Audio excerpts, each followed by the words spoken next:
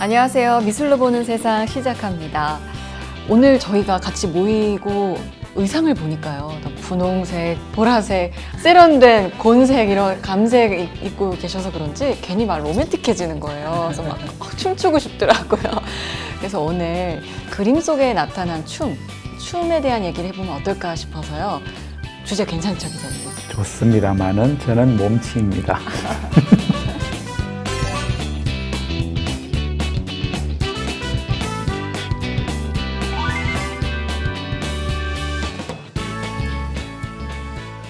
서양 회화에는 저렇게 남녀가 어우러져서 즐기거나 춤추는 모습을 그린 그림은 참 많습니다.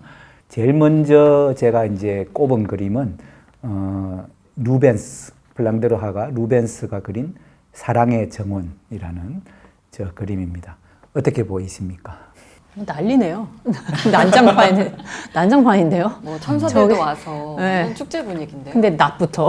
네. 저 앉아 있는 분들도 곧 춤을 추지 않을까. 나가 막 이러는 것 같은데요. 예.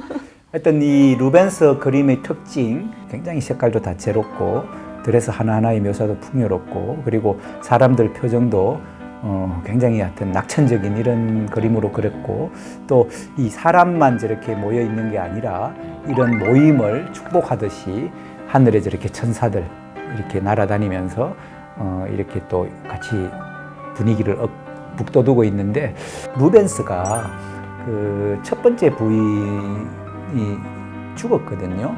그리고 두 번째 나이 차이가 많이 나는 헬렌 프르망이라는 그 여자하고 결혼을 했는데 굉장히 금슬이 좋고 굉장히 사랑했다고 해요.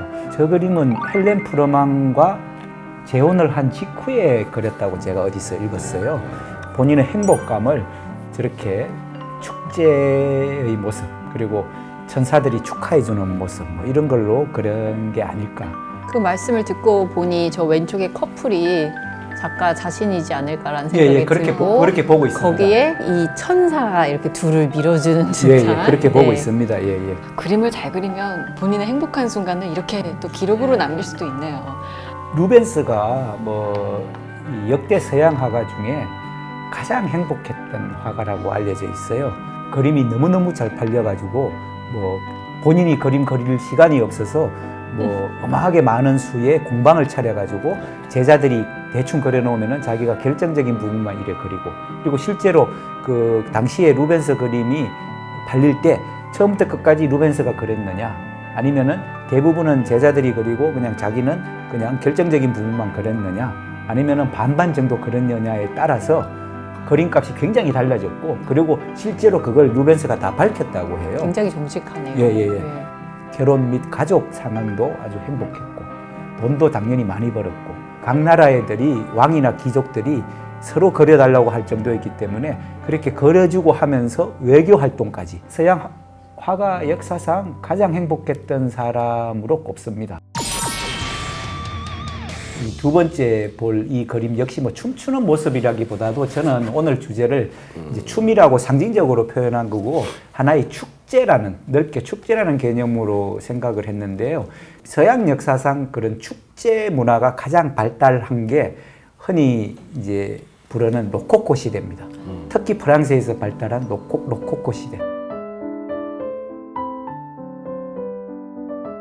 그 로코코라는 말이 조개무늬 장식, 이 조개무늬 장식 한번 떠올려 보세요. 굉장히 이렇게 부드럽고 물결 치듯이 이렇게 좀 우아하잖아요. 그래서 거기에 우아한 기종 문화 시대를 로코코 시대라고 부르는데, 로코코 미술의 어떻게 보면은 핵심, 시작을 알리는 그림이 저 앙뚜안 와또가 그린 기테라 섬의 순례라는 저 그림이에요. 저 그림 하나 가지고도요, 미술 서적에 보면은 굉장히 다양하게 얘기를 하고 있습니다. 네. 기테라 섬이라는 게 비너스가 태어났다고 하는, 성장했다고 하는 상상의 섬인데, 저기에 도착하는 모습이다, 혹은 이제 다 놀고 나서 떠나는 모습이다, 이제 어쨌든 두 가지 썰이 있는데요. 그건 중요하지 않고, 저렇게 이제 남녀들이 군데군데 이렇게 어울려가지고 서로서로 이제 사랑을 속삭이는 모습이잖아요. 저 이후에 와또부터 시작해서 프랑스와 부세라든가 장 오노레 프라고나르까지 이어지는 그 로코코 시대의 그림들은 굉장히 유의적입니다. 화려하고 특히 그 프라고나르라는 사람의 그림을 보면요, 철저하게 남녀가 사랑을 나누는 그런 걸 직설적으로 그린 네. 그림으로 유명하잖아요.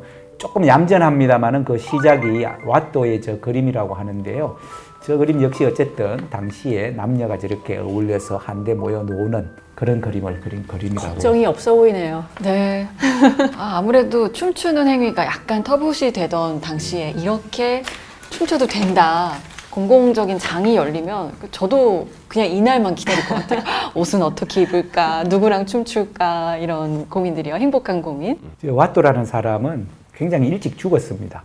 예. 37세에 죽었나 하여튼 뭐 일찍 죽었는데요.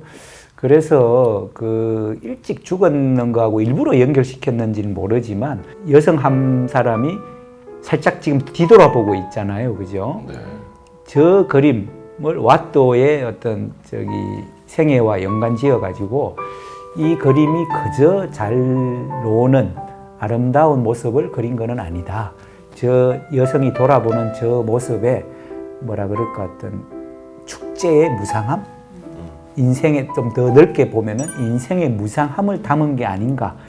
뭐 어떻게 보면 좀 억지스럽기도 한데요. 어쨌든 그렇게 와토가 그린 그림에는 곳곳에 그런 어떤 무상함 이런 걸 집어넣은 게 아닌가. 와토가 되게 병약했거든요. 그래서 일찍 죽었는데 그런 천재적인 그림을 남기면서 그런 어떤 가치를 곳곳에 집어넣었다라고 와토의 그림에서 다 찾아내려고 하는 시도가 있어요. 이렇게 그림 속에 저희가 또 주인공으로 들어가 있으면 소장님은 뭐 하실 것 같아요? 네. 저도 춤출 것 같아요. 와. 예, 그리고 이제 세월이 많이 흘렀습니다. 지금까지 본 뭐 사랑의 정원이라든가 케테라 섬의 순례가 다 출연진이 기족이었다면은 드디어 이제 인상주의 시대가 오면서 르누아르의 가장 유명한 그림이죠.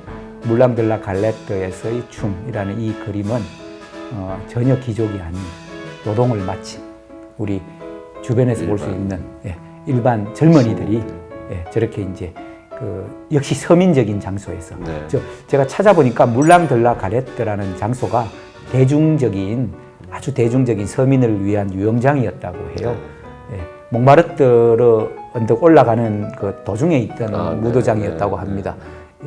하여튼 거기에서 저렇게 젊은이들이 자연스럽게 퇴근 후에 한잔하자 그렇게 모여서 저렇게 조명이 켜진 저녁 시간에 편안하게 저렇게 즐기는 모습입니다.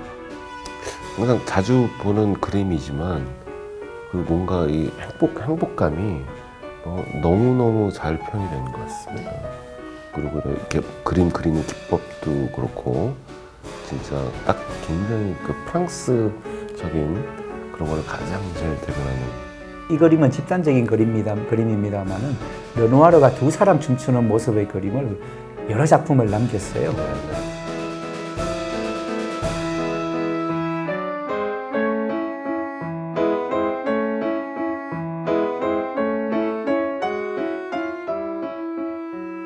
어떻게 보면 르누아르 자체가 그렇게 춤추기를 굉장히 즐겼던 그런 화가가 아닐까 그렇게 추측이 됩니다.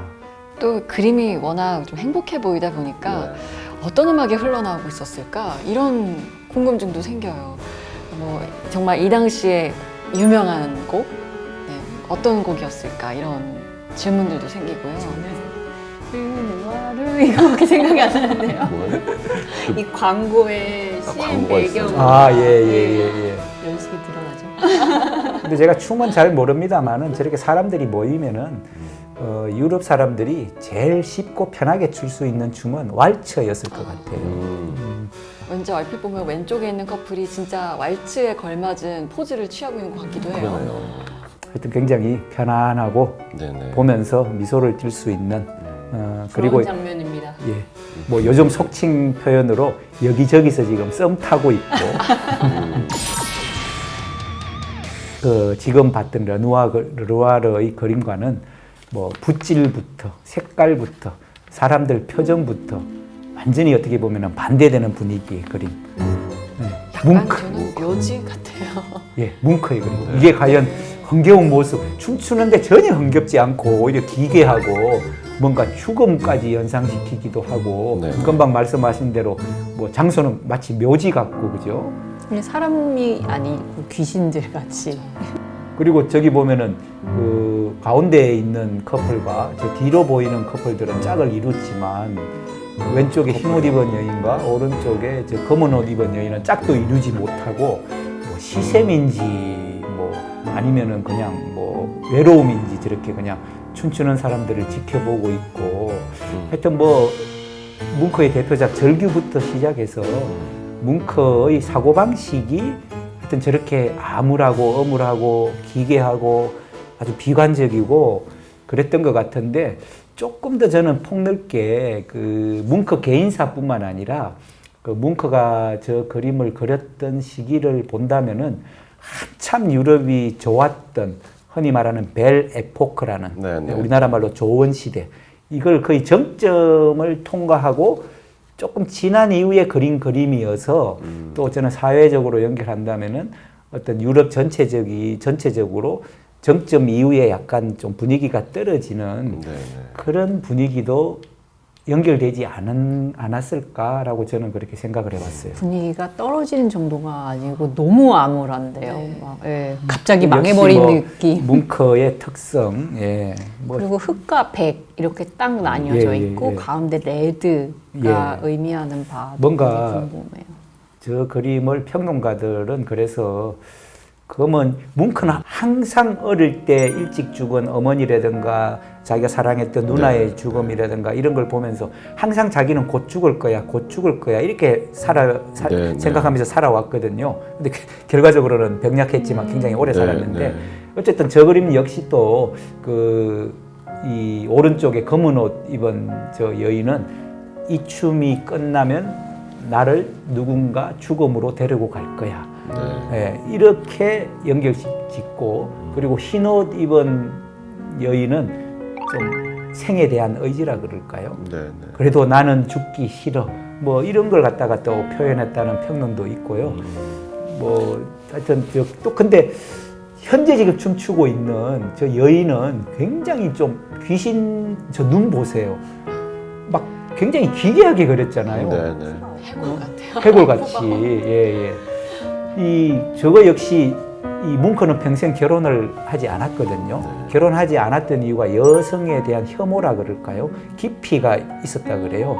그 뭐 여러 가지 사건이 있었습니다. 그 자기를 좋아하는 여자가 자기 뭉크가 사랑을 받아주지 않으니까 죽이려고 이렇게 총을 쐈어요. 그래서 뭉크의 손 한쪽이 이렇게 크게 다친 경험 때문에 막 여성에 대한 깊이 혐오가 아주 강했다고 하는데 또 그 빨간 옷 입은 지금 현재 춤을 추고 있는 저 여자는 그런 여성 혐오를 또 표현하지 않았나 그렇게 보기도 하고요. 하여튼 이 꼭 축제가 흥겹지만은 않다. 춤이 그런 흥겹지만은 와중에 그런데 오른쪽 뒤에 있는 그 커플은요. 네. 저 남자분은 열정적으로. 굉장히 즐거워 보이고 굉장히 운동감이 느껴지잖아요. 그냥 저 포즈에서. 그래서 정말 다양한 그 삶의 네. 그런 뭉크 자신과는 다른 세계, 네, 다른 그것도 사람 보여주고. 뭐 이렇게 표현했을 네. 수도 있다고 봅니다. 여기 이제 보니까 뭉크가 1863년에 태어나서 1944년에 돌아가셨는데 예. 그러니까 세계 1차 대전, 2차 대전 다 겪으셨네요. 그러니까 슬플 수밖에 없는 예. 그런 삶을 살았던 것 같아요. 이렇게 시대상과 그림, 또 춤을 같이 엮어서 보다 보니까 훨씬 더 감상이 풍부해지는 것 같은데요. 근데 가만히 보면 이 춤이라는 게 어떤 감정이 일었을 때 표현하게 되는 동작 같아요. 그래서 좀 슬픔도 있지만 대체적으로 많이 기쁘기도 하고 그래서 우리와 때려야 될 수 없는 하나의 표현 수단인 것 같은데요.